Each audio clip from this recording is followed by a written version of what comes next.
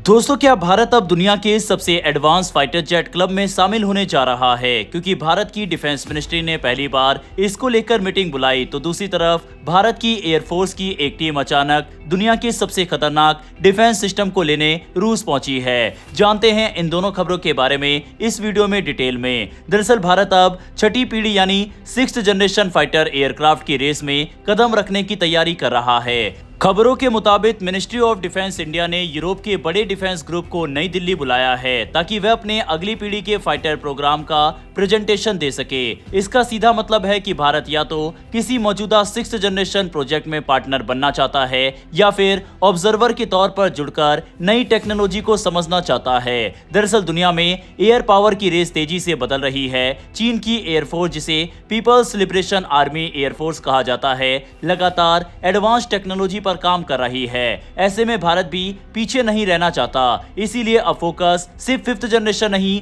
बल्कि उससे भी आगे की टेक्नोलॉजी पर है। यूरोप के दो बड़े प्रोग्राम इस चर्चा में केंद्र में हैं। पहला है ग्लोबल कॉम्बैट एयर प्रोग्राम यानी GCAP और दूसरा है फ्यूचर कॉम्बैट एयर सिस्टम यानी FCAS। भारतीय वायुसेना की टेक्निकल टीम इन दोनों प्रस्तावों का गहराई से अध्ययन करेगी। खास तौर पर यह देखा जाएगा कि ये प्रोग्राम भारत की जरूरतों के साथ कितने मेल खाते हैं और इनमें भारत को कितनी टेक्नोलॉजी ट्रांसफर और इंडस्ट्रियल पार्टिसिपेशन मिल सकता है। भारत का लक्ष्य साफ है, वह 2040 तक ऐसा फाइटर जेट चाहता है जो दुनिया के सबसे एडवांस एयरक्राफ्ट्स के बराबर हो। ये प्लान भारत के विजन 2047 से भी जुड़ा हुआ है। इससे पहले भारत का अपना एडवांस मीडियम कॉम्बैट एयरक्राफ्ट यानी एमका प्रोजेक्ट 2035 तक तैयार होने की उम्मीद है, जो 5th जनरेशन कैटेगरी में आएगा।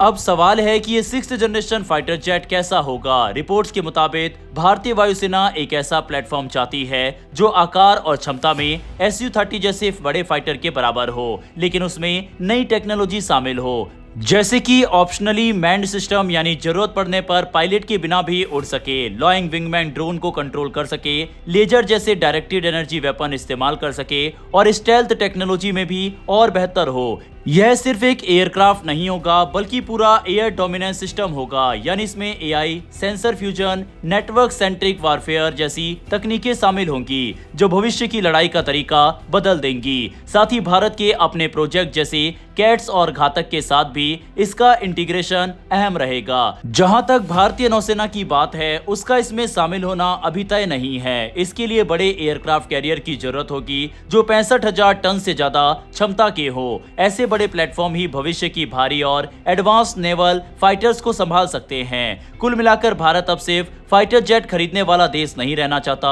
बल्कि वह भविष्य की टेक्नोलॉजी में भागीदार बनना चाहता है। आने वाले समय में यह फैसला भारत की एयर पावर को पूरी तरह बदल सकता है। तो आपका क्या मानना है? क्या भारत को किसी विदेशी प्रोग्राम से जुड़ना चाहिए या खुद के प्रोजेक्ट पर ही फोकस करना चाहिए? अपनी राय कमेंट बॉक्स में लिखकर बताइएगा।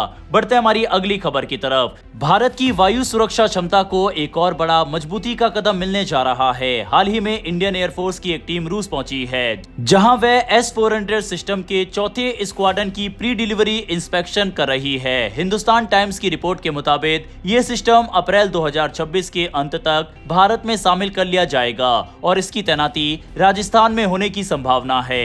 S-400 ट्रायम्फ दुनिया के सबसे आधुनिक एयर डिफेंस सिस्टम में से एक माना जाता है।